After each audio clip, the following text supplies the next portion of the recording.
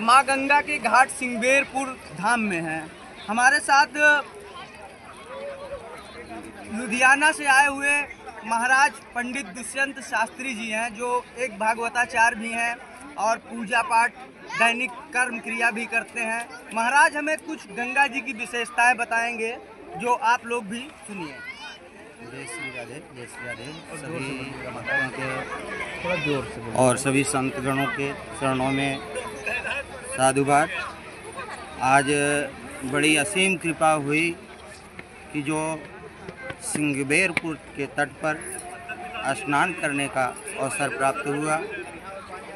यहाँ की जो कथाएं हैं, जो संत मुनियों ने कथाओं का वर्णन किया, तो बताया गया कि यहाँ पर श्रृंगी ऋषि जी थे और श्री राम जी की बहन, जो राजा दशरथ जी अपने भाई की पुत्री को गोद लिया था, तो राम जी की बहन शांता माता जी का विवाह इसी तट पर श्रृंगी ऋषि के साथ में किया गया।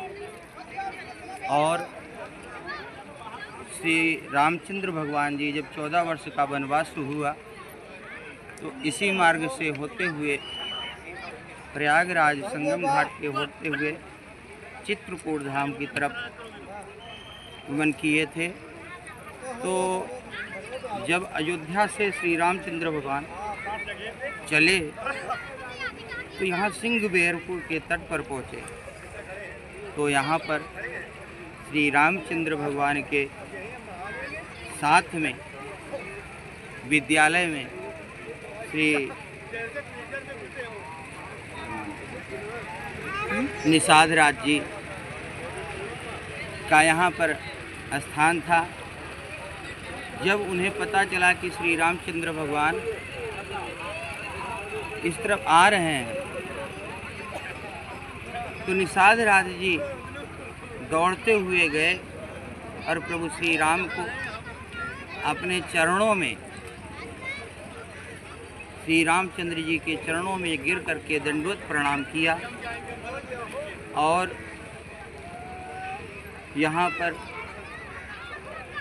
रामचौरा घाट है, थोड़ी ही दूर पर, उस स्थान पर लेकर के गए और वृक्ष के पास में वो बैठ करके वहाँ पर कुछ क्षण विश्राम किए थे। और वहाँ पर केवट पहुँच करके बड़ी विनती किया कि प्रभु श्री राम हमारे कुटिया में चले। मगर रामचंद्र जी ने कहा कि मैं इस समय वनवास अवस्था में हूँ, इस कारण से आपकी कुटिया में नहीं जा सकता। तो केवट अपने समस्त परिवार और अपने समस्त समुदाय के लोगों को एकत्रित करके प्रभु श्री राम का यहाँ पर केवट ने चरण धोया था। क्योंकि मांगी नाव न केवट आना, कहाँ ही तुम्हारी मरम हमें जाना।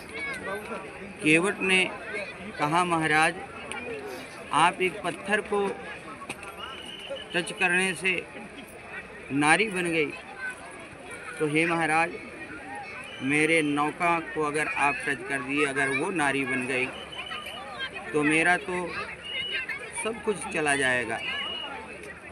तो रामचंद्र जी ने कहा कि आपको जैसे भी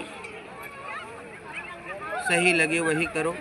तब केवट ने कहा कि प्रभु श्री रामचंद्र जी से कि महाराज सबसे पहले मैं आपके पाँव चरणों को धो करके चरण पान अमृत पान वो मैं ग्रहण करूँगा, तभी आपको इस नौका में बिठा करके इस गंगा माँ के पार लगाऊंगा।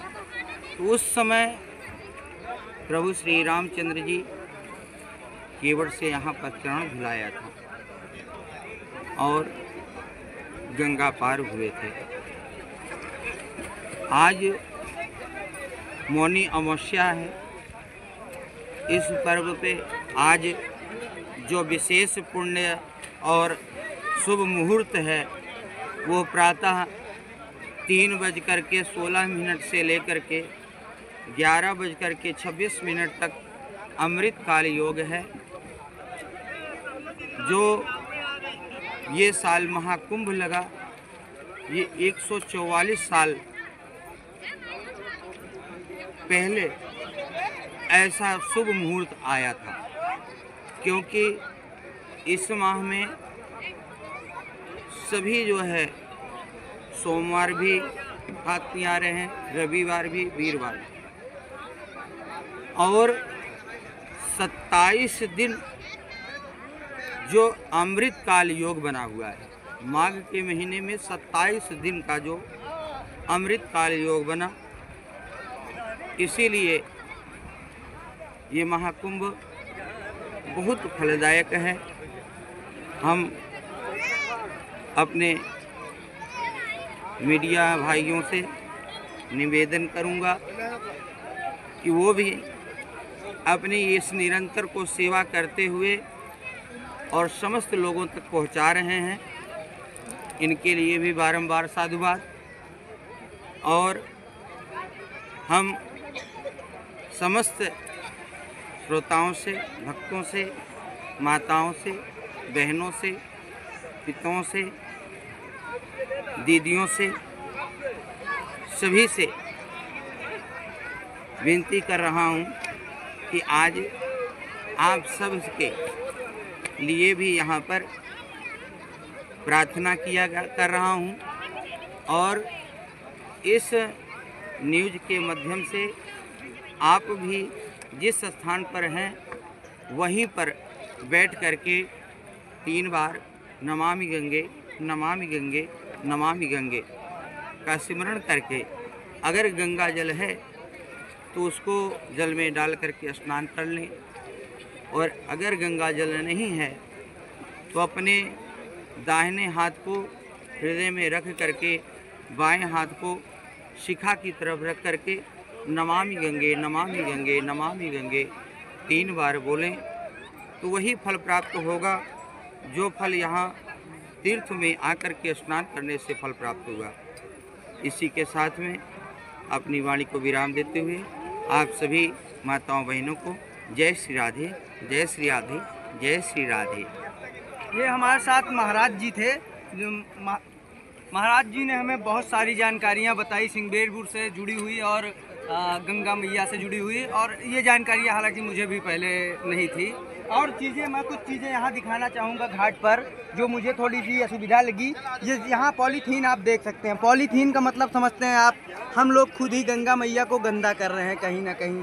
और कई देखिए, ये देखिए पॉलीथीन, ये पॉलीथीन आप कोशिश ये करिए कि अगर लेके भी आइए यहाँ तो अपने जेब में डाल के इसे वापस अपने घर ले जाइए। यहाँ पर बिल्कुल कतई मत छोड़िए। पॉलीथीन आगे चलकर बहुत ज़्यादा खतरनाक बनेगी और माँ गंगा को तो दूषित करेगी ही, इनके जल को भी दूषित कर सकती है। ये सब चीज़ें यहाँ बिल्कुल नहीं फेंकनी चाहिए।